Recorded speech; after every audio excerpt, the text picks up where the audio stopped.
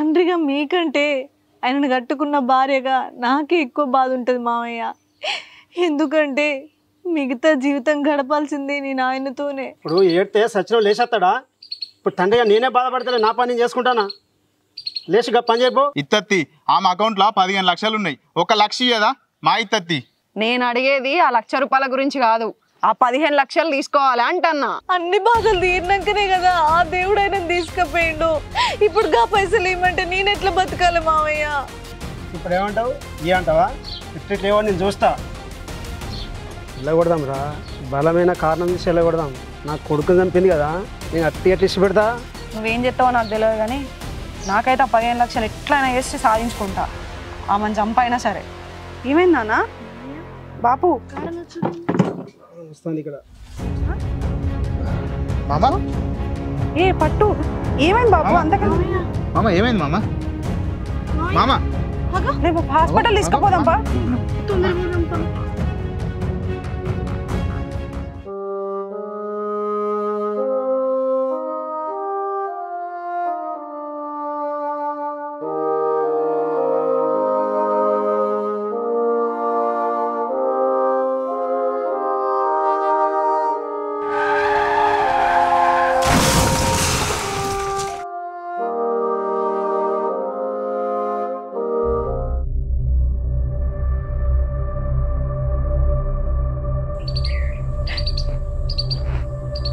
ఏంది ఇక్కడ కూర్చొని ఎడుతున్నావు? ఎక్కడ పని అక్కడనే ఉంది, పని చేయబో. శివ గుర్తుకొచ్చిండు మామయ్య. ఇప్పుడు ఏడితే సచినం లేచేస్తాడా? ఇప్పుడు తండ్రిగా నేనే బాధపడతలే, నా పని నేను చేసుకుంటానా? లేచిగా పని చేయబో. ఏమో ఏడ్చుకుంటా కూర్చున్నది. మీకు కొడుకే, నేను ఒప్పుకుంటా. తండ్రిగా మీకంటే ఆయనను కట్టుకున్న భార్యగా నాకే ఎక్కువ బాధ ఉంటుంది మామయ్య. ఎందుకంటే మిగతా జీవితం గడపాల్సిందే నేను ఆయనతోనే. పెళ్ళై సంవత్సరం కాకముందే యాక్సిడెంట్లో నన్ను వదిలి వెళ్ళిపోయిండు. ఆయన ఉన్న సంవత్సరం మొత్తం కుటుంబం కోసం బరువు బాధ్యతలు. మా నాన్న కష్టపడుతుంటే నేను చూడలేను. నా పెళ్ళికైన అప్పు మా చెల్లె కోసం అని ఆయన ప్రతిరోజు బరువు బాధ్యతల గురించి బాధపడుతూ ఉండేవాడు. నేను ఒక ఆడపిల్లను, మా నాన్న నాకు కట్నం ఇయ్యలేని పరిస్థితి ఉందని తెలిసిన ఏ ఒక్కరోజు కూడా నా దగ్గర ఆయన కట్నం గురించి మాట్లాడి నన్ను బాధ పెట్టింది లేదు. ఆయన తిట్టినా కొట్టినా 1 నిమిషం అన్న నన్ను తిట్టిండు కదా అని నేను కాసేపు ఆయనను గుర్తుకు తెచ్చుకోకుండా ఉందామన్నా ఆయన అట్లా కూడా చేసింది లేదు. ఉన్న తక్కువ టైంలోనైనా నన్ను ఎంతో మంచిగా చూసుకున్నాడు. ఆయన గుర్తులు, ఆయనతో గడిపిన జ్ఞాపకాలు నేను అసలు మర్చిపోలేకపోతున్నా మామయ్య. పాపం ఉన్నన్ని రోజులు కుటుంబం, పైసలు, బరువు బాధ్యతలనే తప్ప ఆయన కోసం ఆయన బతికింది లేదు. ఎట్లా మర్చిపోయి బతకాలి మామయ్య? వచ్చిందే నీ వల్ల. ఇక శోకం పెట్టుకొని ఎడుతున్నావా? వద్దురా కొడుక చెప్పిన, దాన్ని పెళ్లి చేసుకుంటే దానికి దోషం ఉందట, ఇంకేదో ఉందట, వద్దని చెప్పిన. అయినా నా మాట వినలే. దాన్ని ప్రేమించిన తొండం తోకం చెప్పిండు. సచ్చిన దాంతోనే బతికిన దాంతోనే అన్నాడు. ఎలా సచ్చిండు? ఏం చెప్తాం? చెప్పంగా విన్నాడు, చెడంగా చూడాలంట. పోపోనాడు నాడు, ఒక పని చేసుకోపోనాడు. శ్లోకం పెట్టుకొని ఎడుతుంది.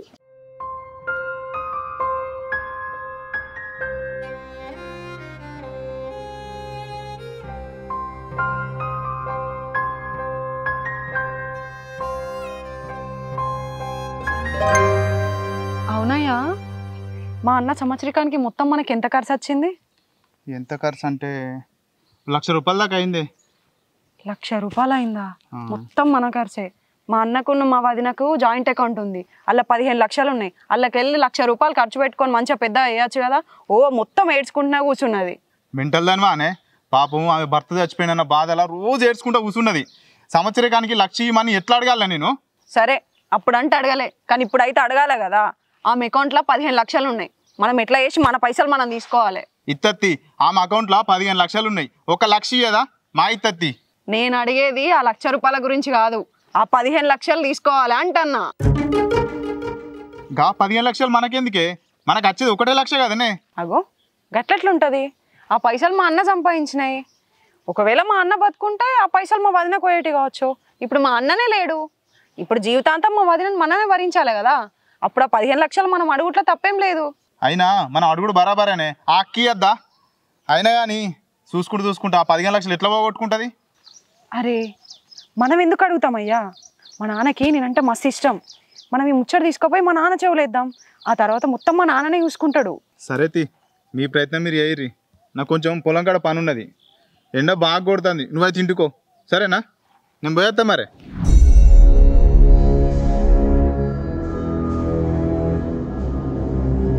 హలో మోహన్, వడ్లు ఎప్పుడు చెప్తావే? పొద్దున్న? అరే వర్షం వచ్చేటట్టుందా, తడతాయి ఖరాబ్ అవుతాయి, నీకు వారం నుంచి చెప్తున్నా. ఎప్పుడు ఫోన్ చేసినా మళ్ళీ రేపు అంటావు. నాకంతా తెలియదు, సాయంత్రం జోకురి, రేపైతే నేనైతే ఊకోను. మోహను మా బాబాయ్ కూడా జోకాలే, ఇక అన్నీ కలిపి జోకు. సరే పొద్దునైతే కథం చేయి మరి. సరేది ఏమైందా బిడ్డ? అల్లు రెడీ ఆయనే వడ్డు నేర్పడానికి పోయిండు కానీ బాపు నీతో ఒక ముచ్చట మాట్లాడాన్ని. ఏం ముచ్చట బిడ్డ? ఏం లేదు బాపు, ఇప్పుడు అన్న అకౌంట్లో 15 లక్షలు ఉన్నాయి కదా, ఇప్పుడు అన్నయ్య చచ్చిపోయిండు, అవి ఇప్పుడు ఎవరికి వస్తాయి? నీకు తెలిసిన ముచ్చటే కదరా, అది జాయింట్ అకౌంట్. అది అన్న చనిపోయింది కాబట్టి వదిలే సంతకం పెడితే వదిలికే వస్తాయి. అది కాదు బాపు, ఇప్పుడు ఆ 15 లక్షలు ఆమెకు ఎందుకు వదిలేసుడు, మనమే తీసుకుంటే అయిపోతుంది కదా. ఎట్లా జీవితాంతం ఆమెని నువ్వు నామ కూడా కదా చూసుకునేది. అట్లాంటప్పుడు ఆ పైసలు మనం తీసుకుంటే తప్పేమున్నది? 15 లక్షలు అంటే ఇష్ట పెడతాదారా? ఏమో నాకు డౌటే, అయినా మాట్లాడి చూస్తాను నేను. సరే బాపు.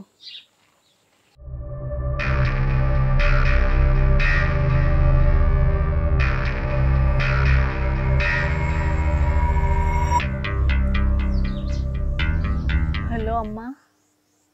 బిడ్డ మంచిగా ఉన్నావా? నా లోపల ఇంకా నీకు మంచి కూడా కనబడుతుందానే, నేనేదో ఉన్నా అంటే ఉన్నా. అట్లా నాకు బిడ్డ, అల్లుడు పోయిన పాలన తిరిగి వస్తుందా చెప్పు. ఇక ఆయన గురించి ఆలోచించుకుంటూ కూర్చొని నీ ఆరోగ్యం ఖరాబ్ చేసుకోకు బిడ్డ.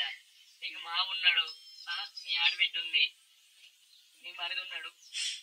ఎందరున్నా ఆయన ఉన్నట్టు ఉంటుందా అమ్మా? చెప్పేదినే, ఆయన గురించి ఎక్కువ ఆలోచించదు బిడ్డ. నువ్వు ఆలోచన చేసి ఇప్పుడు ఉన్నోళ్ళని నువ్వు అది చేస్తే ఎట్లుంటది చెప్పు. నిన్న నాకు మీ మామ ఫోన్ చేసిండు, ఆమె అట్టనే బాధపడుకుంటూ కూర్చుంటాను. సంవత్సరం అయింది ఇప్పటికీ, ఇంట్లో పనులు చేస్తలేదు, అదే బాధలు ఉంటాను, ఇట్లేదు ఎట్లా అని చెప్పి నన్ను అంటాను బిడ్డ. అందుకే నీకు ఫోన్ చేయమని చెప్పిన నేను పొద్దుగాల. వాళ్ళకు పనులు వెళ్ళాలమ్మా, మరి కోడలు తిన్నదా తినలేదా, అది ఎంత బాధతో ఉన్నది. ఇవేం వద్దు, అందరూ మర్చిపోయారమ్మా. నేను తప్ప ఆయన అందరూ మర్చిపోయారు. ఆ దేవుడు నాకు మరిపిత్తలేడు.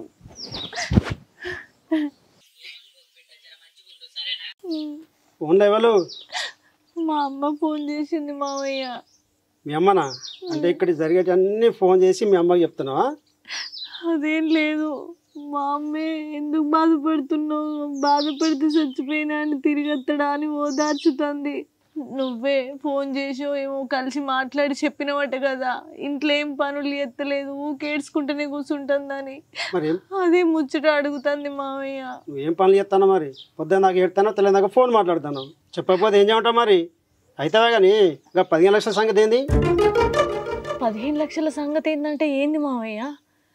అవి నా శివ కష్టార్జితం, ఆయన కష్టపడి సంపాదించిన డబ్బులు. ఆయననే మన ఇద్దరి పేరు మీద జాయింట్ అకౌంట్లు వేసుకుందాం అన్నాడు. అవి మా కోసం దాచిపెట్టుకున్న పైసలు. నా గాచారం బాగాలేక ఆయన అట్లే చనిపోయిండు.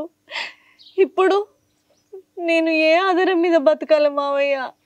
నేను నా మరిదిని అడుగుతానా, నా అక్కని అడుగుతానా, చెల్లెని అడుగుతానా, నా అవ్వని అడుగుతానా, నిన్ను అడుగుతానా?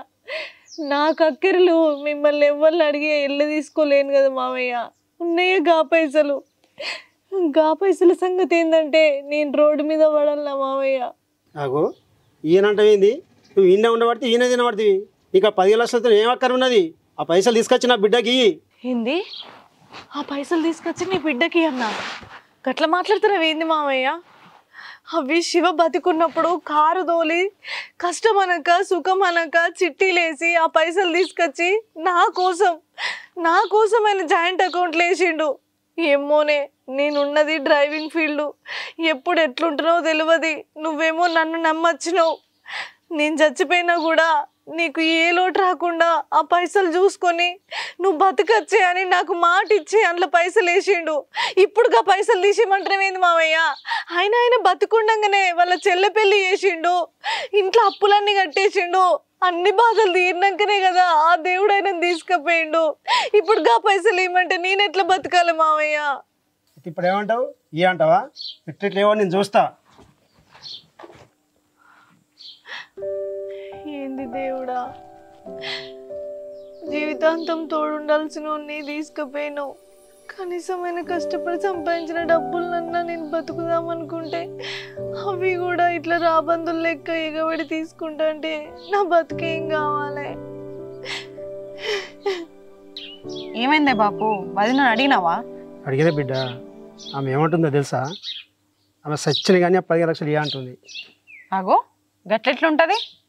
సరే అయితే మరి మన ఇంట్లో ఎందుకు ఉంటుందట? వెళ్ళిపోమ్మాను. ఏ లెక్కన వెళ్ళిపోమనాలరా?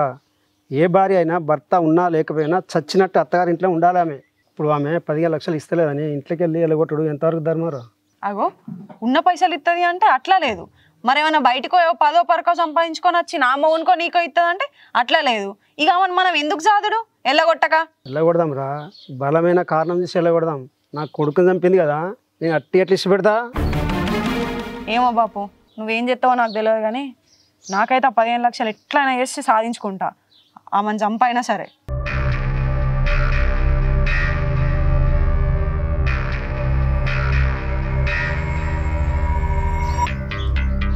వదినే, నా పైసల గురించి అడిగితే ఇయ్య అని చెప్పినవాట కదా, ఎందుకు? అదేంది ఎట్లిస్తా నందిని? నా భర్త కష్టార్జితం అదేమన్నా హక్కు అంటే నాకుంటుంది. ఇప్పుడు నీకు అవసరం ఉన్నాయని మీ నాన్న అడగగానే నేను ఎట్లా తీసుకొచ్చి చెప్పు?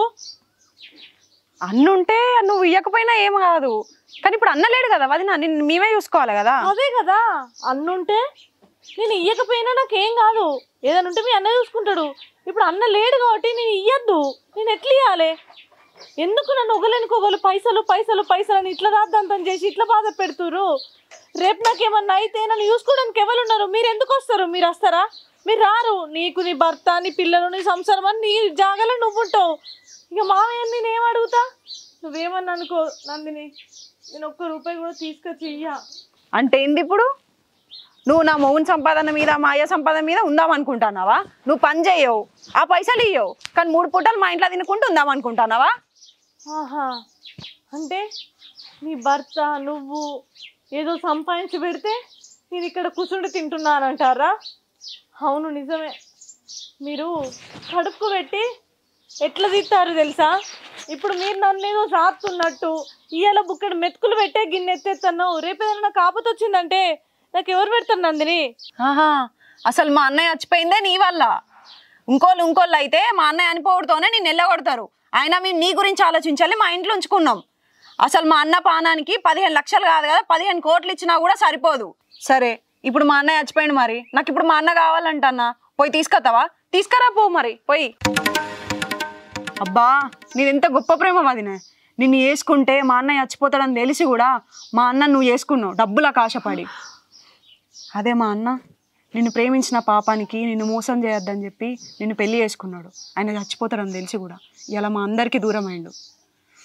అదే మా అన్న బతుకుంటే నాకు ఏ కట్టం వచ్చినా ఏమైనా కూడా మా అన్న దగ్గరికి వచ్చి చెప్పుకునేదాన్ని. ఇలా నాకు ఈ కట్టం వచ్చింది అన్న అని చెప్పుకోవడానికి నా అన్న ఉన్నాడా? తిరిగి వస్తాడా? చూడు నందిని, అవును నీ అన్నని నీకు తిరిగి నేను ఇయ్యలేను.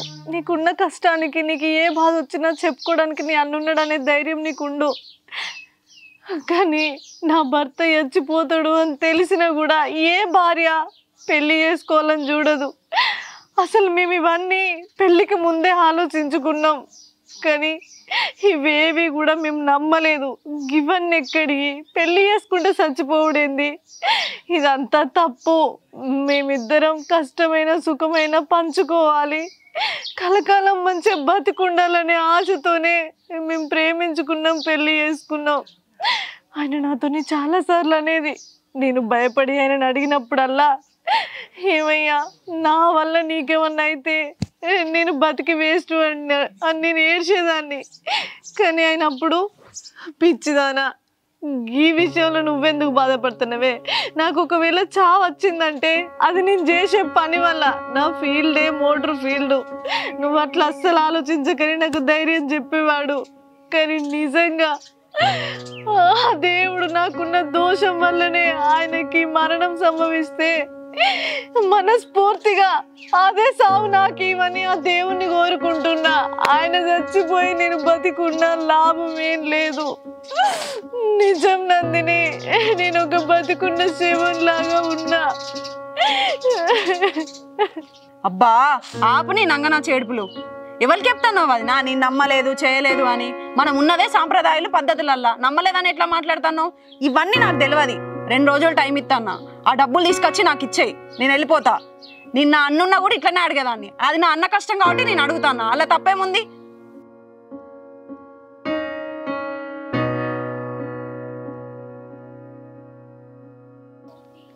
అరే ఎన్నిసార్లు ఫోన్ చేసినా లిఫ్ట్ చేయడు. మనిషిని సార్లు ఫోన్ చేస్తానంటే ఏదో పని ఉంటుందని అనుకోవచ్చు కదా. రమ్మంటే రానే రాడు. ఈయనతో నచ్చిన లొల్లే ఇది. అరే అరే ఏందే ఎన్నిసార్లు ఫోన్ చేస్తాను మనసున పట్టకుండా? ఏందో చెప్పు. ఆడ మామ నేను బీటి కాడ వడ్లు జోకిస్తాను. ఇవరకే బొచ్చాడు బత్తాలు ఉన్నాయి. ఏందో చెప్పు. నేను మా వదినతో లొల్లి పెట్టుకున్నా ఆ 15 లక్షల గురించి. ఆమె పైసలు ఇచ్చేటట్లేదు. మనం మన ఇంట్లోకి వెళ్ళి వెళ్ళకూడదాం. ఇంట్లో కొని వెళ్ళగొట్టుడేందే? నాకెందుకో కరెక్ట్ అనిపించలేదు. అయినా కానీ అక్కతో నేను ఒకసారి మాట్లాడతా. అప్పటికి ఆమె వినకపోతే తర్వాత ఏదో ఒకటి చేద్దాం. అగో మళ్ళీ నువ్వేం అడుగుడు? ఒకసారి నువ్వు అడుగుడు, ఒకసారి నేను అడుగుడు, ఒకసారి మా నాన్న అడుగుడు. ఏంది ఇదంతా? ఇదంతా కాదు. ముగ్గురం ఒకటేసారి పోయి అడుగుదాం. వదిన ఇది కథ, ఇది ఇట్లా అని అడుగుదాం. అయినా ఆమె వినకపోతే అప్పటికప్పుడే ఇంట్లోకి వెళ్ళి వెళ్ళకూడదాం. ఏమోనే, మీరు ఎట్లా అడిగిరేమో నాకు తెలియదు కానీ నేనైతే అడిగే తీరైతే అడుగుతానే. అడా మామ ఎదురుగుతాడు కావచ్చు. నేను పోతా. సరే నువ్వు ఇంటికైతే పో.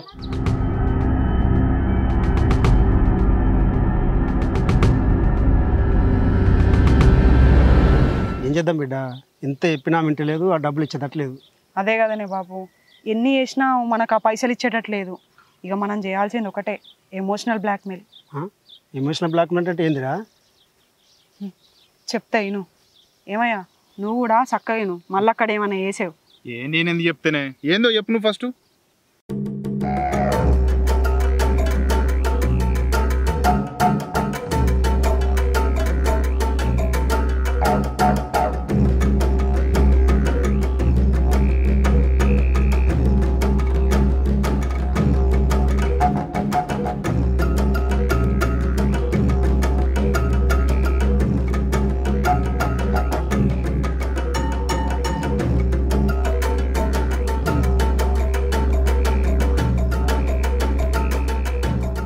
మామ వడ్లు జోకిచ్చి మంచి పని చేసినామే.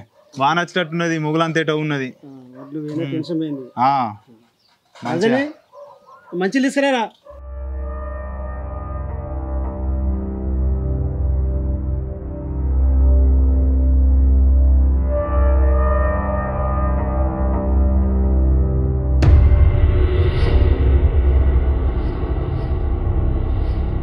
మామ ఏదైనా పెట్టాలనే. రోగం వస్తుంది. అవు రోగం వస్తుంది. మళ్ళీ మంచి మందులు ఒకటి లేక మనకు అది కావాలి. మళ్ళీ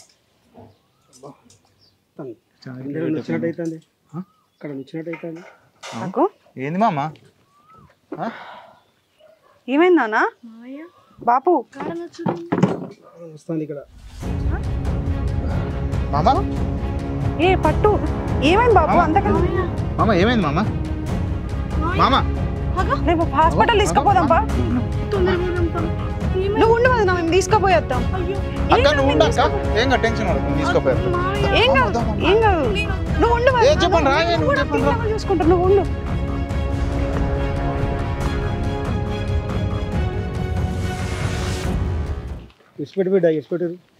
ఎస్, మనం అనుకున్న ప్లాన్ సక్సెస్ అయింది బాపు. ఆమె నమ్మింది.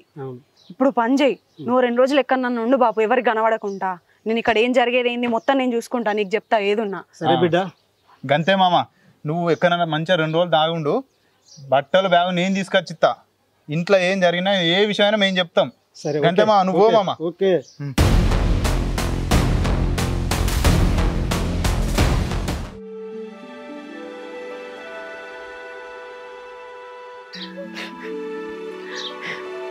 నందిని ఏమైంది? ఎట్లున్నాడు మావయ్య? చెప్పు. ఏం చెప్పమంటావు వదినే? బాబుకి హార్ట్ అటాక్ వచ్చిందంట, 2 రోజులలో సర్జరీ చేయాలని అన్నారు. 20 లక్షలు అవుతాయట. నేను ఎక్కడి నుంచి 20 లక్షలు రేవాలి? అదే మా అన్న ఉంటే ఇప్పుడు ఎట్లా ఒక లెక్క తెచ్చి అవి ఇచ్చేటోడు కదా, మా బాబుని బతికించుకునేటోళ్ళం. 20 లక్షల? మా అన్న లేడు, ఇప్పుడు నా బాబు కూడా ఉన్నాడు కావచ్చు. ఏంది నందిని అంత మాట మాట్లాడకు. ఈ ఇంటికి పెద్ద దిక్కు మావయ్య. మావయ్యకి ఏమన్నా అయితే ఎట్లా చెప్పు? అన్న లేడ, నేను బాధపడకు. నీ అన్న స్థానంలో నేనున్నా. మావయ్యకి 20 లక్షలు కావాలని డాక్టర్లు చెప్పారు కదా. ఆయన ప్రాణం కంటే పైసలేం ఎక్కువ కాదు. మనిషి పోతే ఆ విలువ ఏందో నాకు తెలుసు. ఇగో మీ అన్న నా పేరు మీద వేసిన 15 లక్షలు ఉన్నాయి కదా, అవి పోయి నేను డ్రా చేసుకొస్తా. ఇంకో 5 లక్షలు అన్నో ఇన్నో అప్పు చేసి రేపటి వరకు ఉన్న పైసలన్నీ కట్టి మామయ్యకు ఆపరేషన్ చేపిద్దాం. నువ్వు ఏడవకు సరేనా? మామయ్యకి ఏం కాదు. నేను ఇప్పుడే బ్యాంకుకు పోయి పైసలు తీసుకొస్తా సరేనా? వచ్చినాక ఇద్దరం దవాఖాన పోదాం. అయ్యో వద్దు వదిన, అటు ఇటు తిరుగుతా నీకే ఆరోగ్యం మంచిగా లేదు. తీసుకొచ్చి నేను ఒక్కదాన్ని పోయేస్తా. సరే ఉండు, నేను తొందరనే వస్తా.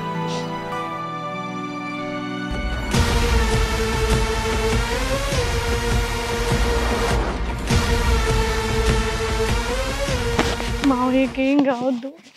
మావయ్య మంచిగా ఉండాలి. మావయ్య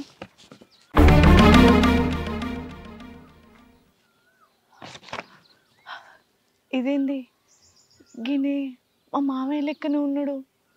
మా మావయ్య పొద్దునేసుకున్న డ్రెస్ ఇదే కదా. హే గీడ మా మావయ్య ఎందుకుంటాడు? పాపమైన హాస్పిటల్ ఉన్నాడు, ఆయనకేం కావద్దు.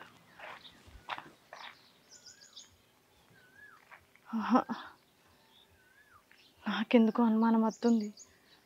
వీళ్ళకు స్టార్టింగ్ నుంచి నా డబ్బుల మీద దొబ్బాలనే ఆశ ఉన్నది. మావయ్య లెక్కనే బట్టలు ఉన్నాయి, మావయ్య లెక్కనే మనిషి కనబడతాడు. కొంపదీసి మావయ్యనా? ఎందుకైనా మంచిది ఒకసారి చూసుకొని వెళ్తే మంచిది కదా. వాళ్ళు ఎట్లా ఆడుతుర్రో ఆట అర్థమవుతుంది.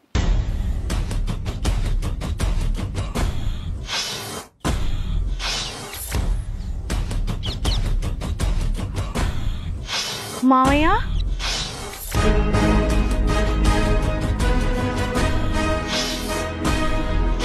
నొప్పా? ఆపు మావయ్య, ఆపు నీ వేషాలు. నాకంతా తెలిసిపోయింది. ఛీ అబ్బా, మిమ్మల్ని చూస్తుంటే నవ్వాలనా ఏడవాలనా కూడా నాకు అర్థమవుతలేదు. గీ పైసల కోసమా కోట్లు ఖర్చు పెట్టినా కూడా తిరిగి తెచ్చుకోలేంది ప్రాణం. అట్లాంటిది హార్ట్ అటాక్ ఆపరేషన్ అని అందంగా అబద్ధం ఆడి నన్ను మోసం చేయాలని చూసిర్రు. నేను పైసలే ముఖ్యం అనుకుంటే ఆయన ప్రాణం పోయినా సరే నాకు పైసలే కావాలనుకునేదాన్ని. ప్రాణం విలువ నాకు తెలుసు. నా కళ్ళ ముందు నా శివ కొట్టుకుంటూ ఆయన ప్రాణం పోతుంటే నా దగ్గర ఎన్ని డబ్బులు ఉన్నా ఆయనను కాపాడలేని పరిస్థితి. నా మామయ్యకి ఇట్లా అయిందనేసరికి నేను ఒక్క నిమిషం కూడా ఆలోచించకుండా డబ్బులు తీసుకొస్తా అని వెళ్ళిన.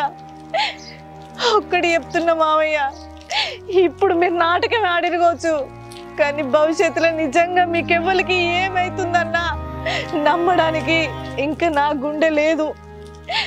అయినా మీరు అడిగినప్పుడల్లా నేను పైసలు ఇయ్యలేదు. ఎందుకో తెలుసా? మీకు ఇయ్యొద్దని కాదు, మీ మీద నాకు నమ్మకం లేదు. నేను ఎట్లా బతకాలి అనే ఒక బాధ. అదే మీరు అందరు నాతో నమ్మకంగా ఉంటే 15 లక్షలు కాదు, నేనున్నంత వరకు మీకోసం కష్టపడుతూనే ఉండేదాన్ని. మీరు అసలు మనుషులేనా? నా భర్తే బతికుంటే నాకు ఈ పైసలు ఎందుకు? ఆయన లేనప్పుడు ఈ పైసలు నేనేం చేసుకుంటా? అద్దు, నాకు ఈ పైసలు వద్దు. ఈ అబద్ధపు నాటకాల మనుషులతో నేను బతుకుడద్దు. నేను నమ్మకం లేని కాడ ఉన్నా కూడా నాకు మనశ్శాంతి ఉండదు. నీకు కావాల్సింది గివే పైసలు కదా. కన్న తండ్రి ప్రాణాన్ని కూడా లెక్క చేయకుండా నా నాన్న చచ్చిపోతాడు, నాన్నుంటే కాపాడలేడా అని నువ్వు మాట్లాడితే నేను నీకు అన్న లెక్క అన్నట్టు పైసలు తీసుకురానువేనా? ఏ పైసల కోసమైతే నీ తండ్రి ప్రాణం మీద అబద్ధం ఆడినామో ఇగో అవే పైసలు నా శివ మీద దిష్టి తీసి నీ చేతిలో పెడతాన్నా. తీసుకో. ఇక ఈ మనుషులతోనే నేను ఉన్నా కూడా బతకలేను. తీసుకోరి, అన్నీ మీరే తీసుకోరి, నేనుండా.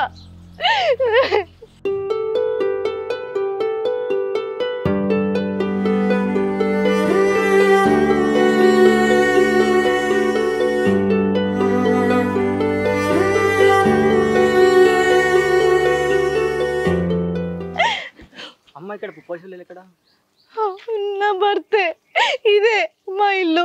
ఎందుకయ్యా? రజనీ అంటే మీరేనా అమ్మ? నేనే. ఎందుకు, ఏమైంది? మీ భర్త బతుకున్నప్పుడు ఎల్ఐసి కట్టినా అమ్మ. అయ్యో, ₹1,00,00,000 చెక్కు.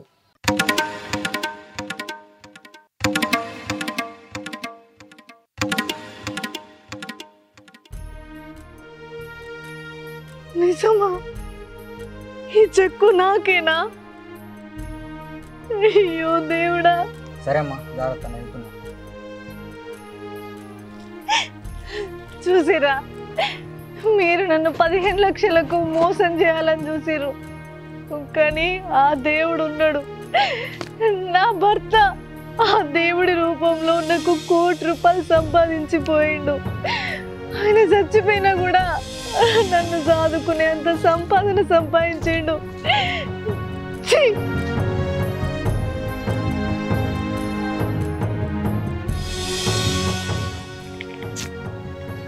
మంచోళ్ళకి ఎప్పుడు మంచి జరుగుతుందంటే ఏమో అనుకున్నా, కానీ ఇప్పుడు నిజం అనిపిస్తా. వదినకు మనం ఎన్నిసార్లు చెడు చేయాలని చూసినా చివరికి మంచే జరిగింది. ఈ 15 లక్షలు మన దగ్గర ఉండడం కరెక్ట్ కాదు, వదినకి ఇవ్వడమే కరెక్ట్. ఒకవేళ మన దగ్గర ఉన్నా కూడా వీటికి డబ్బులు ఖర్చు అవుతుంది, వదినకే ఇచ్చేద్దాం.